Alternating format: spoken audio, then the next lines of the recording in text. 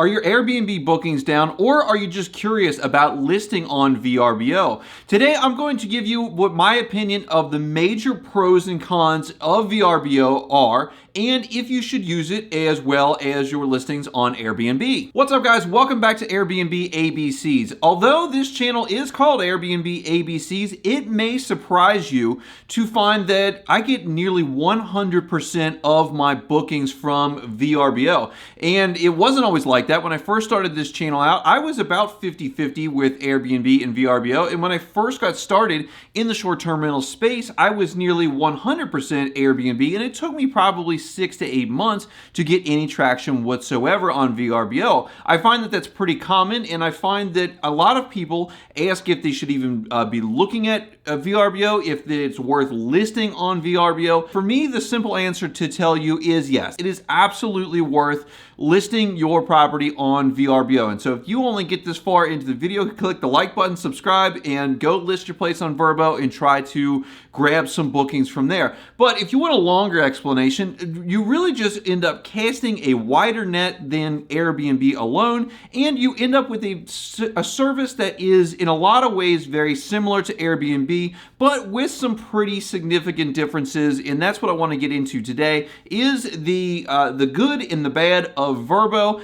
And I don't necessarily want to make this versus Airbnb, but a lot of times we're just going to have to compare it because that is the other major booking platform, especially here in the United States. First off, just a little bit of background on VRBO. It started off back in the early days of the internet, when you used to have the screeches and dial-up sounds to get to the internet, and it was a message board called Vacation Rentals by Owner, or if you're my wife, you would call it Vacation Rentals by the Ocean. She doesn't watch this channel ever, so she'll never find out that I disclosed that to you guys. VRBO has been around longer than Airbnb by a long shot. It started back in the 90s. Airbnb has only been around since I think 2009, and they have a very long history, and they've been bought up by several different places, and now they are just called VRBO. They are generally a platform that caters more towards whole houses and whole accommodations versus the rooms in the air mattress bed and breakfast type of thing that Airbnb started off with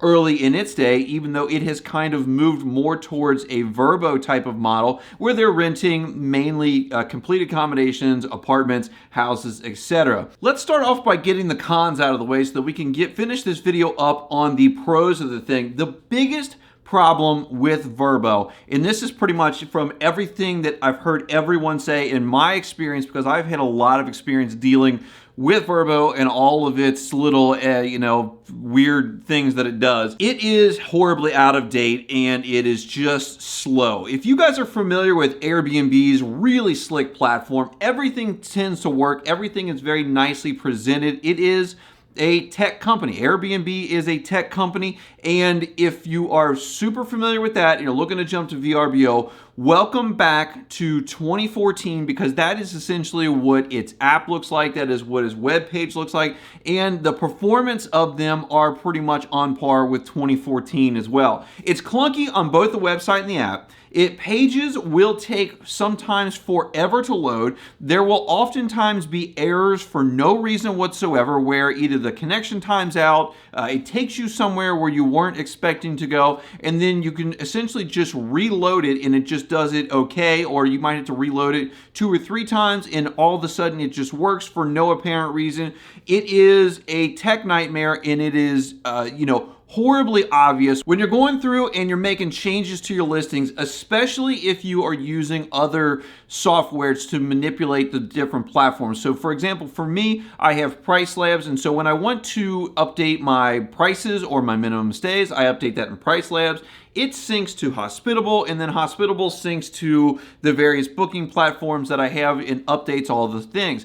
Again, not to be a Airbnb versus VRBO thing, but Airbnb tends to update almost instantly, whereas your listings are usually very slow to update and populate all the different changes that you're making, especially if you have a new listing that you're putting in service, or if you are making lots of changes. Changes in prices and minimum stays can take hours to populate. Sometimes they're done in 15 minutes or so, but they can take hours to populate. And when you first go live, it could be days before everything is accurate in your account, everything is done up the way that you want it, maybe shorter stays on the weekdays, longer stays on the weekends, different pricing. And I'll find people asking, they'll say, I went live yesterday or 2 days ago and my pricing and my minimum stays still aren't there, and I'll say just give it time. And so what you want to do is when you first set one of these things up, you want to make sure that you set up safety prices in where you set up your base rate in the individual platforms,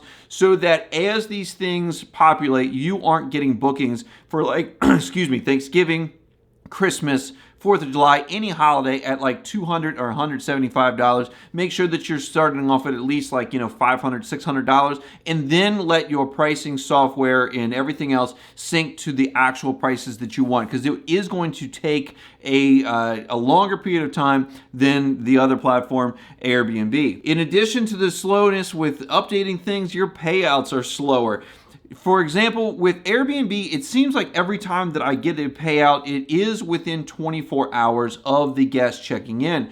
For VRBO, if it is a holiday weekend, if it is the weekend, it generally will not post to my account any earlier than the next possible business day where things are back to normal for banking and all of the other businesses. Now, I really haven't followed up on that to see if that actually happens with my bank account for Airbnb versus VRBO, but I know that I get the notices that a deposit is being made 24 hours after a guest checks in on Airbnb, and on VRBO, that is just not the case. With that, your first payout, for a very first payout of your VRBO career, could take up to 30 days to post and to get to your account. That is something that I don't really understand why that is the case, but it is pretty well across the board. It is going to take you several weeks and usually up to about 30 days in order for you to get that first payout deposited in your bank account. That is, in my opinion, pretty annoying, but it's just part of the process. With the payouts, VRBO charges the host more than Airbnb does. They charge 8%, 3% for credit processing fees, 5% for a fee to the host, versus Airbnb that only charges you the 3% credit card processing fee and hands all the rest of those fees off to the guest. In the end, the fees and all of that are actually about the same. It's just that VRBO makes the host pay 5% more. You can do some offsets in different property management softwares like Hospitable to make up for that, but for the most part, I see most folks pushing out prices equally on VRBO and Airbnb and just usually eating that additional 5%. VRBO also offers the owners lower levels of protection than Airbnb, in my opinion. They both have $1 million of liability, just, like Airbnb has, but pretty much it stops there. And while Airbnb has air cover to essentially cover nearly anything that happens on your property, VRBO only has virtual security deposits or their insurance that you can make the guest purchase, which I'm not a huge fan of, having guests have to purchase additional things, because I do not like having a bunch of extra fees and mandatory things that people have to pay for, in addition to the nightly rate, the cleaning fee, the taxes, and the booking fees. It's just, I don't think that that's something that people should have to do. And so I use their virtual security deposit, which for me it is $1,000, and I am able to then submit requests up to that amount in the case that there's damage. The thing with air cover is that essentially if something is damaged, you can file that up to pretty much any amount as far as I know, and they can review that, and then they may make a payout based on the things that you offered. And so there is this thing of Airbnb, it will deny it or will do something that is in the community, but overall, Airbnb has a more robust protection package for the host, for the owner, than VRBO does. They also have no formal review removal policy. They do have guidelines that say what reviews can address and some of the things they can't address. But Airbnb does have a formal removal policy, and that may just be something that they've come up with because so many people have asked, and so they just put that out there. You can still call either one of them to try to get a review removed if it is not necessarily accurate, but Airbnb does have that policy, VRBO does not. Customer service, in my opinion, is worse for VRBO than it is for Airbnb. The few times that I've had to call them, it just seems like the customer service professionals on Airbnb's line are more professional, and they just seem to have more experience and are able to help me out quite a bit more than VRBO. I'm sure that you guys have probably some disagreements on that. Leave them down in the comments and we can discuss that. Now, all of this may be completely moot as far as owner protection, review removal, customer service, or whatever, as we roll into the pros of things and we get into what most people are looking for is the main major pro of using VRBO versus Airbnb. So it's widely regarded that the main pro of being on VRBO are the guests. In general, guests are regarded on VRBO as being better guests than Airbnb. And I guess we're kind of getting into an Airbnb versus VRBO thing here, which is not what I intended, but hey, that's the way that the video goes sometimes. In my experience, I have noticed no real difference between Airbnb and VRBO guests. I've had troublesome guests on both sides, but I will tell you that the worst guest that I ever had was on Airbnb. So, there you have it. It sort of makes sense that guests on VRBO are better and typically easier to deal with than your Airbnb guests. And I'm just going to say this because it seems to be that guests on VRBO are typically older. And again, that makes sense because they started using VRBO back in the 90s and they've had several decades of experience on this platform. And in general, your older guests are going to be partying less hard. It's just the way things go. I was 20 something once, now I'm almost 40. I typically party less hard than my 20-year-old self did. They typically have money, so they're not trying to scam people. They're in general just looking for a vacation. They want to visit the place. They're usually fairly chill, and they're less likely to nitpick your place on, any little given thing because no property, no house, no anything is perfect. Now, on the other side of that, I have found that they sometimes have problems with some of the technology, such as the smart locks, such as streaming services with smart TVs, your Amazon Prime, Netflix, things of that nature, being able to get those things logged in, or if you provide them, make them work. It's not exactly easy, and I do understand this because there are things that I already am like, I don't understand how this works. I don't feel like dealing with it, mainly with my son's Nintendo Switch, but they just have problems with things, and then they also a lot of times will have problems with the already not so good VRBO app. It's just kind of difficult to navigate, and so that doesn't make it any easier for folks that may not be great with technology in general. Listing your place on VRBO is also going to give you access to another giant set of travelers who have, again, been using VRBO for decades and are very comfortable with it. And so, you have this kind of seasoned short-term rental guest population that is very, hip to the game and knows what's going on.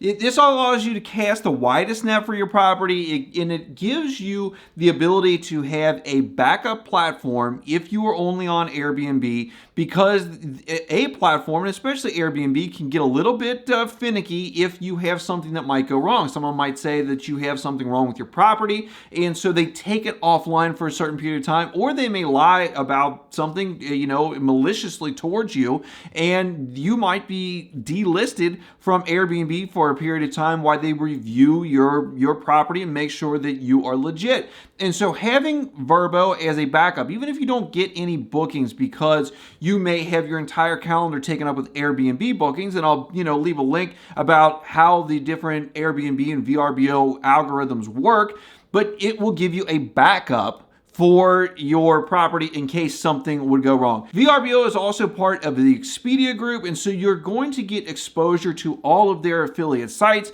and VRBO will advertise for you on your behalf your rentals on sites like Facebook. Oftentimes, because of how much I'm in and out of different short-term rental websites, VRBO checking my competition for prices, I will oftentimes get those rentals in my Facebook ads. When I'm scrolling through my Facebook, I see my properties and others that I look at all the time. So VRBO is marketing your property for you, whereas I don't really really see that too much with Airbnb as far as me seeing my properties at random in other apps that I use. While most people generally think of the guest quality as the biggest benefit of VRBO versus any of the other booking platforms, in my opinion, it is the boost points. I think that it is probably the best perk of VRBO, and you'll get that once you are a premier host, which isn't terribly hard to do once you start getting some traction, getting some bookings rolling in. And what that is a reward system. It rewards you for getting bookings and completing bookings through the VRBO system, and it allows you to selectively boost different dates that you want to get booked. And really, this is like a smart bomb on the algorithm for VRBO to get your place higher up. If you have dates that aren't booking or dates that you think may be less likely to book, you can go in, apply these points. It will raise you up artificially in the algorithm and get you ranked higher so that more people are seeing your listing before all the other ones and being, on the first or second page of any of these booking platforms is going to be much better than being buried down at 14, 15, or wherever. And so having this and being able to selectively boost dates that you want to get booked is, in my opinion, why I am almost 100% booked through VRBO versus Airbnb. It starts becoming this positive reinforcement cycle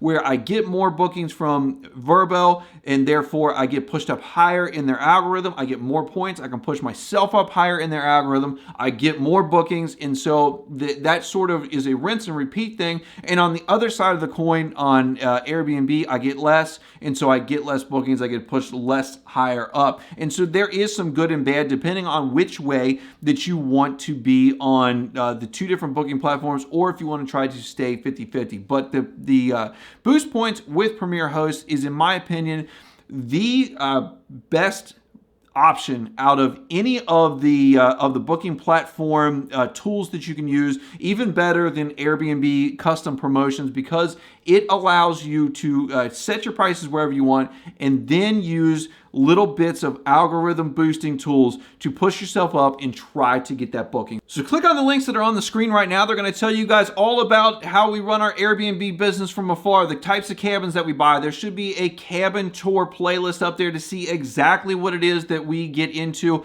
that we think are the best possible rentals in the Smoky Mountains market. If you guys like this video, hit the like button for me. Subscribe down below if you're new here. I appreciate you guys watching today. I'll see you in the next one.